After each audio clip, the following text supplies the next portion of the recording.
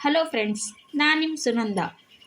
ಇವತ್ತು ನಾವು ಕನ್ನಡದ ವರ್ಣಮಾಲೆಗಳ ಬಗ್ಗೆ ತಿಳ್ಕೊಳ್ಳೋಣ. ಕನ್ನಡದ ಒಟ್ಟು ವರ್ಣಮಾಲೆಗಳು 49.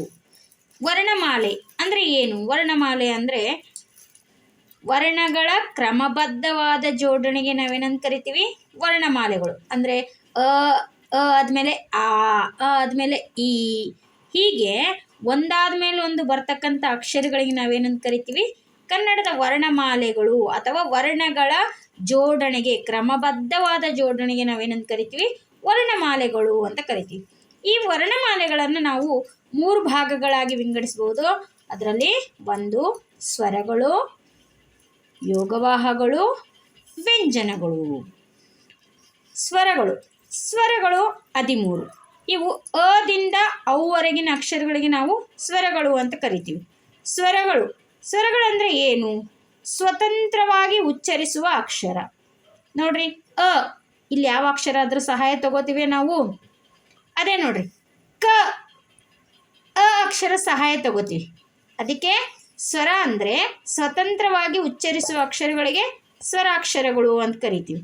ಈ ಸ್ವರಗಳಲ್ಲಿ ನಾವು 2 ವಿಧಗಳನ್ನು ನೋಡ್ತೀವಿ. ಒಂದು ಹ್ರಸ್ವ ಸ್ವರ, ಇನ್ನೊಂದು ದೀರ್ಘ ಸ್ವರ. ಹ್ರಸ್ವ ಅಂತಂದರೆ ಒಂದು ಮಾತ್ರೆಯ ಕಾಲದಲ್ಲಿ ಉಚ್ಚರಿಸುವ ಅಕ್ಷರ. 1 ನಿಮಿಷ ಅಲ್ಲಿ ಟೈಮ್ ತಗೋತದ ಅ ನೋಡ್ರಿ. ಆದರೆ ದೀರ್ಘ ಸ್ವರ ಉಚ್ಚಾರ ಮಾಡ್ಬೇಕಾದ್ರೆ ಆ ಟೈಮ್ ಉದ್ದ ಎಳಿತೀವಿ. ಅದಕ್ಕೆ ಏನಂತ ಕರಿತೀವಿ? ದೀರ್ಘ ಸ್ವರ. 2 ಮಾತ್ರೆಯ ಕಾಲದಲ್ಲಿ ಉಚ್ಚರಿಸುವ ಅಕ್ಷರ. ಹ್ರಸ್ವ ಸ್ವರ ಅಂತಂದರೆ 1 ಮಾತ್ರೆಯ ಕಾಲದಲ್ಲಿ ಉಚ್ಚರಿಸುವ ಅಕ್ಷರ. ದೀರ್ಘ ಸ್ವರ ಅಂತಂದರೆ 2 ಮಾತ್ರೆಯ ಕಾಲದಲ್ಲಿ ಉಚ್ಚರಿಸುವ ಅಕ್ಷರಗಳಿಗೆ ದೀರ್ಘ ಸ್ವರ ಅಂತ ಕರಿತೀವಿ. ಸ್ವರ ಅಂದರೆ ಏನು? ಸ್ವತಂತ್ರವಾಗಿ ಉಚ್ಚರಿಸುವ ಅಕ್ಷರ. ಹ್ರಸ್ವ ಸ್ವರ ಅಂದರೆ 1 ಮಾತ್ರೆಯ ಕಾಲದಲ್ಲಿ ಉಚ್ಚರಿಸುವ ಅಕ್ಷರ. ದೀರ್ಘ ಸ್ವರ ಅಂತಂದರೆ 2 ಮಾತ್ರೆಯ ಕಾಲದಲ್ಲಿ ಉಚ್ಚರಿಸುವ ಅಕ್ಷರ. ಹ್ರಸ್ವ ಸ್ವರ ಯಾವ ಹ್ರಸ್ವ ಸ್ವರಗಳು?